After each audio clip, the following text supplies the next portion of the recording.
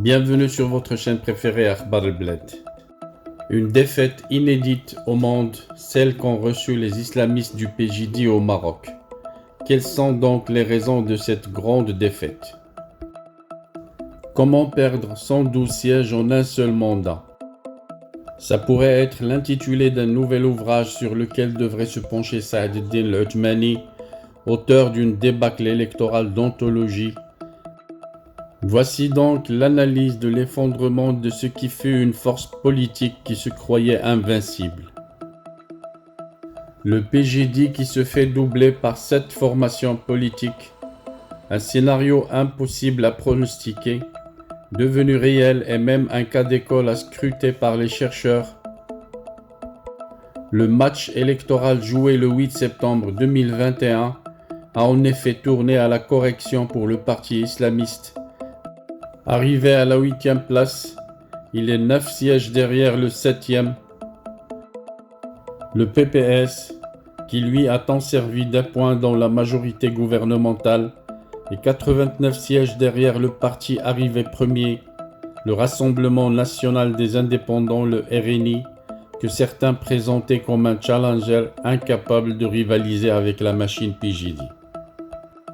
Ce verdict des urnes prononcé aux premières heures du 9 septembre condamne le parti islamiste à redevenir un hizbikul, incapable de faire entendre sa voix, car ne disposant même plus d'un groupe parlementaire à la Chambre des représentants, de forces politiques omnipotentes, il se retrouve aujourd'hui hors des jeux d'alliance probables, dessinés par la nouvelle cartographie politique du royaume. Avec son score de 13 élus, le parti est brutalement renvoyé un quart de siècle en arrière, au début de cette formation née sur les décombres du MPDC, avec ses 9 parlementaires pionniers en 1997, dont justement Saad el-Din al-Uthmani. D'ailleurs, le chef de file du parti a pour la première fois échoué à décrocher un siège parlementaire après 4 succès d'affilée aux législatives. La débandade de Saad el-Uthmani est emblématique de la mauvaise stratégie électorale du PJD qui a sans doute péché par son excès de confiance, commente un analyste politique. Le secrétaire général avait en effet décidé de se présenter dans la circonscription Rabat-Océan, pensant réitérer son succès de 2016 où il s'était fait élire à Mohammedia, loin de son fief électoral d'Inzgan où il avait enchaîné 3 mandats. Trop orgueilleux pour prendre la juste mesure de son bilan, il pensait que sa notoriété de chef de gouvernement et que la machine électorale du PJD allait suffire pour lui garantir un des 4 sièges dans cette circonscription très disputée. Sauf qu'à la surprise générale, la base électorale du parti s'est réduite comme peau de chagrin. Saad el-Din al-Uthmani n'a pu récolter que 4400 voix, alors que la tête de liste du PJD en avait recueilli près de 30 000 en 2016. Cet effondrement de la masse électorale est également constaté dans plusieurs circonscriptions, considérées comme des fiefs électoraux du parti de la lampe, sauf que celle-ci a définitivement perdu de sa lueur dans des bastions comme Tanger, Meknès ou Casablanca, où le parti a perdu entre 40 000 et 50 000 voix.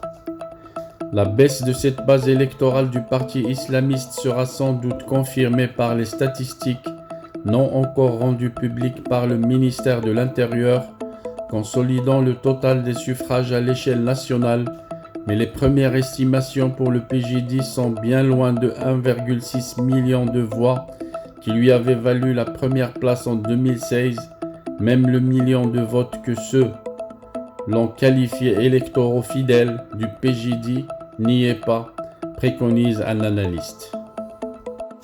C'est que la machine électorale du PJD s'est grippée lors de ces législatives qui ont eu la particularité de coïncider avec les scrutins communal et régional. Il faut se rappeler qu'en 2015, ce parti avait perdu lors des communales avant de se ressaisir un an plus tard lors des législatives. Cette fois-ci, il n'a pas eu la même marge de manœuvre pour opérer les réglages nécessaires entre les deux scrutins. Pire encore, le PJD semble ne pas avoir saisi la connexion entre les scrutins tenus de manière concomitante dans le cadre de ces élections générales. Le parti a négligé certaines circonscriptions électorales pour les communales, notamment celles des moins de 50 000 habitants, en décidant de ne pas les couvrir, précise notre source. Il s'agit d'une erreur stratégique car dans ces circonscriptions, il s'est privé systématiquement de voix pour les législatives qui ont été reportées aux candidats des partis qui ont couvert ces communes. En d'autres termes, la mobilisation étant essentiellement concentrée au niveau local, fait que de nombreux électeurs dans l'isoloir cochent le même symbole dans les deux bulletins de vote dédiés aux législatives et aux communales régionales. Mais si le PJD a réduit la voilure en matière de couverture communale, c'est qu'il y a eu comme une démobilisation dans les rangs du parti. Révolu le temps où cette formation annonçait le recrutement de nouvelles stars parmi ses candidats. Le dernier mercato politique a plutôt été marqué par des défections au sein du parti islamiste. Même les cadres du PJD sont d'ailleurs restés discrets dans cette campagne marquée de surcroît par les mesures de restriction sanitaire dues à la pandémie. Un Mostafa Ramid, malgré son état de santé, aurait pu, par exemple, enregistrer une vidéo pour soutenir son parti. Même Abdelilah Benkiran, dans son dernier live clownesque à la veille du scrutin, n'a pas montré énormément d'enthousiasme en matière d'encouragement de vote pour le PJD. Mais au-delà de la direction et des têtes d'affiche de la formation islamiste, cette dernière s'est coupée de sa matrice idéologique qui pèse considérablement dans son socle électoral. Jamais les tensions entre le PJD et le mouvement Unicité et Réforme n'ont été aussi marquants. Abdelilah Benkiran avait réussi à trouver l'équilibre avec cette arrière-base du parti, alors qu'El Othmani a fait des concessions qui n'ont pas forcément plu, soutient notre source qui fait entre autres référence à la reprise des relations diplomatiques avec Israël, la réglementation du cannabis ou encore le retour à l'enseignement en français des matières scientifiques. Trois dossiers sensibles qui font hérisser la barbe des frères d'El Othmani. Le discours moralisateur et grandiloquent de lutte contre la corruption et de justice sociale, resté comme simple slogan, a également fini par harasser certains électeurs du PJD ou d'autres parmi ses sympathisants.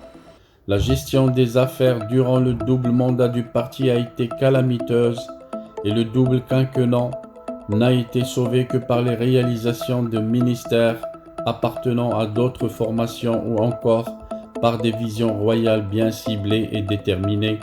La contre-performance du PJD dans les postes de responsabilité a fini par peser dans la balance, explique un analyste.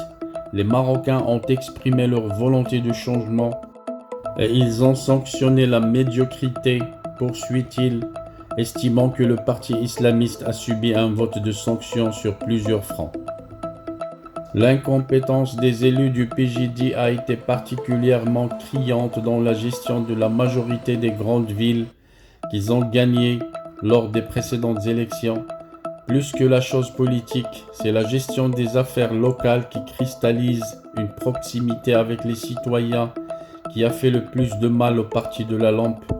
Être à la tête de villes comme Casablanca, Rabat, Tanger, Marrakech ou Fès est ce qui a définitivement apporté la preuve aux Marocains que le PJD est un parti auquel les talents font cruellement défaut, précise la source. Les Marocains ont vu et constaté l'incapacité des islamistes à gouverner de manière efficace. Ils n'ont plus besoin de frères qui psalmodient des promesses en l'air, mais de managers compétents capables de transformer l'essai et de créer les opportunités. Ce vote sanction, accentué par le constat d'échec de toutes les expériences islamistes dans la région, survenues après le printemps arabe, a été d'autant plus important qu'une participation record a marqué ces législatives, près de 9 millions de Marocains se sont rendus dans les urnes ce mercredi 8 septembre pour dégager le PJD en lui infligeant cette cuisante défaite.